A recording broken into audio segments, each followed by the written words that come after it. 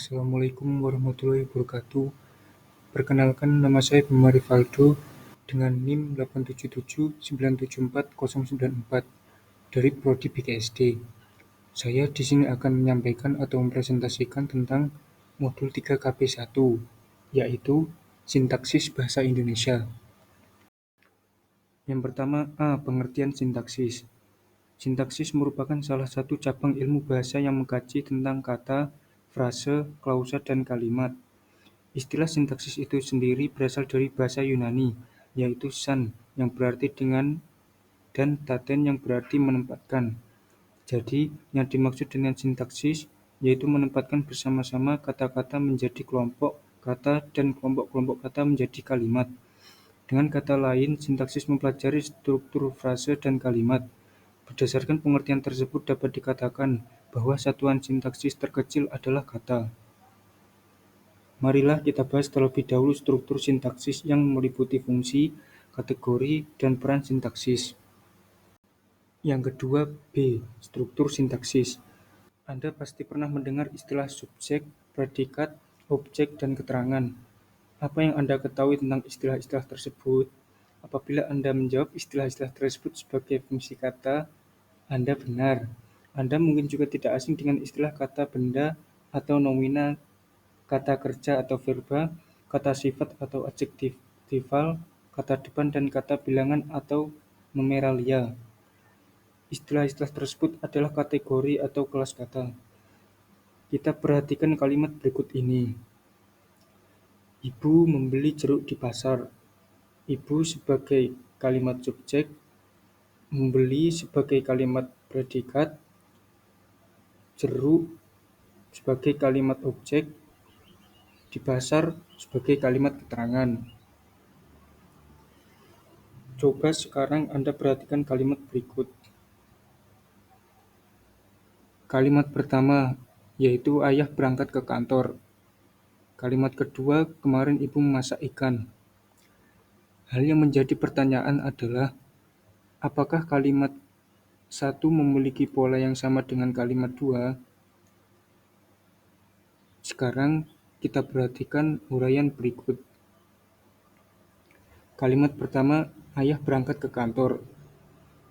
Ayah sebagai kalimat subjek, berangkat sebagai kalimat predikat, ke kantor sebagai kalimat keterangan. Kalimat kedua yaitu kemarin ibu memasak ikan. Kemarin sebagai kalimat keterangan, ibu sebagai kalimat subjek, memasak sebagai kalimat predikat, ikan sebagai kalimat objek.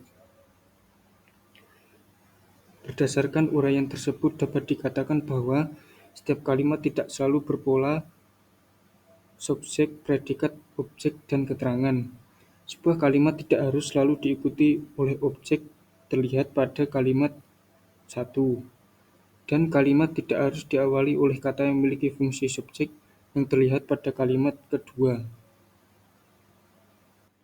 Yang ketiga, C. Satuan-satuan sintaksis. Di awal telah dikatakan bahwa satuan-satuan sintaksis adalah kata, frase, klausa, dan kalimat. Yang pertama yaitu kata. Sebagai satuan terkecil dalam sintaksis, kata berperan sebagai pengisi fungsi sintaksis, penanda kategori sintaksis, dan perangkai frase, klausa, dan kalimat. Jenis kata ada dua macam, yaitu kata penuh full word dan kata tugas function word. Kata penuh adalah kata yang secara leksikal memiliki makna dan dapat berdiri sendiri sebagai satuan ujaran. Misalnya kata manusia, hewan, tumbuh-tumbuhan, air, merah, putih, kacang, pergi, tari, dan sebagainya. Kata tugas adalah kata yang secara leksikal tidak mempunyai makna dan di dalam pertuturan tidak dapat berdiri sendiri.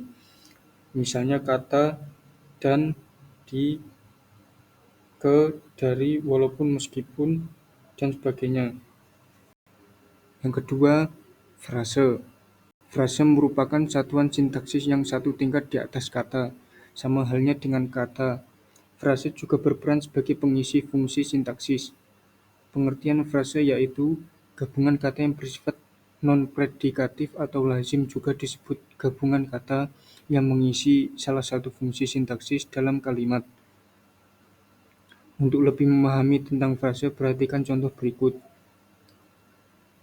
Penjual bunga sebagai frase subjek, sedang merangkai sebagai frase predikat, mawar merah sebagai frase objek. Frase penjual bunga dibentuk dengan cara memperluas kata benda atau penjual dengan kata benda atau bunga. Frase sedang merangkai dibentuk dengan cara memperluas kata kerja atau merangkai dengan kata keterangan atau sedang. Sedangkan frase mawar merah dibentuk dengan memperluas kata benda atau mawar dengan kata sifat atau merah. Yang ketiga, klausa. Klausa adalah satuan sintaksis berupa runtunan kata-kata yang berkonstruksi predikatif atau suatu bentuk linguistik yang terdiri atas subjek dan predikat. Di dalam sebuah klausa, minimal harus mengandung subjek dan predikat, sedangkan objek dan keterangan bersifat fakultatif atau tidak wajib ada. Berbicara mengenai jenis klausa, klausa dapat dibedakan berdasarkan strukturnya dan kategori segmental yang menjadi predikatnya. Berdasarkan strukturnya, klausa dapat dibedakan menjadi klausa bebas dan klausa terikat. Klausa bebas yaitu klausa yang mempunyai unsur-unsur yang lengkap atau sekurang-kurangnya memiliki unsur subjek dan predikat. Yang kedua, klausa terikat, yaitu klausa yang tidak memiliki struktur yang lengkap. Di dalam klausa terikat mungkin hanya subjek saja, objek saja, atau keterangan saja. Jenis klausa berdasarkan kategori unsur segmentalnya, yaitu klausa verbal, klausa nominal, klausa adjektival, klausa adverbial, klausa preposisional, dan klausa numeralia. Yang pertama, klausa verbal adalah klausa yang predikatnya berkategori verbal. Misalnya, yang pertama dia berlari, kedua anak-anak berenang di sungai. Yang kedua, klausa nominal adalah klausa yang predikatnya berkategori nominal. Misalnya, kalimat pertama ibunya dosen UT, kalimat kedua kakeknya petani. Yang ketiga yaitu klausa adjektival, adalah klausa yang predikatnya berkategori adjektiva. Misalnya, gedung itu tinggi dan hari ini langit cerah. Yang keempat yaitu klausa adverbial, adalah klausa yang predikatnya berkategori adverbia. Misalnya, kalimat pertama dia benar-benar memperhatikan nasihat ibunya. Kalimat kedua dia sangat mencintai ibunya. Yang kelima, klausa preposisional adalah klausa yang predikatnya berupa frase yang berkategori preposisi. Misalnya kalimat pertama ibunya ke pasar. Kalimat kedua kakeknya di kebun. Yang keenam yaitu klausa numeralia, adalah klausa yang predikatnya berupa kata atau frase numeralia. Misalnya kebunnya 5 hektar. Yang keempat, kalimat. Kalimat adalah satuan bahasa terkecil dalam wujud lisan atau tulisan yang mengungkapkan pikiran yang utuh. Berdasarkan jumlah inti yang membentuk sebuah kalimat, terdapat jenis kalimat minor dan kalimat mayor. Kalimat minor adalah kalimat yang hanya mengandung satu unsur inti atau pusat. Misalnya, pada kalimat sedang pergi. Kalimat minor biasa dipakai sebagai jawaban dari sebuah pertanyaan. Sedangkan kalimat mayor adalah kalimat yang sekurang-kurangnya mengandung dua unsur inti, yaitu subjek dan predikat. Misalnya pada kalimat kakaknya mahasiswa UT. Berdasarkan jumlah pola kalimat, terdapat jenis kalimat tunggal dan kalimat majemuk. Kalimat tunggal adalah kalimat yang terdiri dari satu pola kalimat.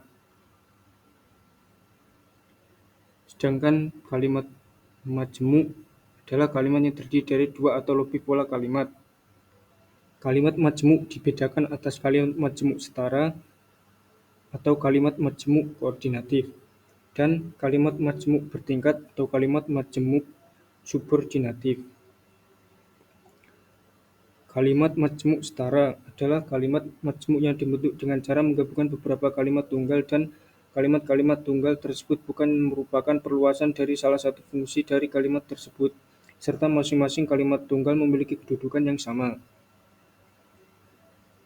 Sedangkan kalimat majmuk bertingkat adalah kalimat tunggal yang bagian-bagiannya diperluas sehingga perluasan itu membentuk satu atau beberapa pola kalimat baru dan pola-pola kalimat tersebut tidak setara atau sederajat. Berdasarkan kategori predikatnya, jenis kalimat dibedakan menjadi kalimat verbal dan nonverbal.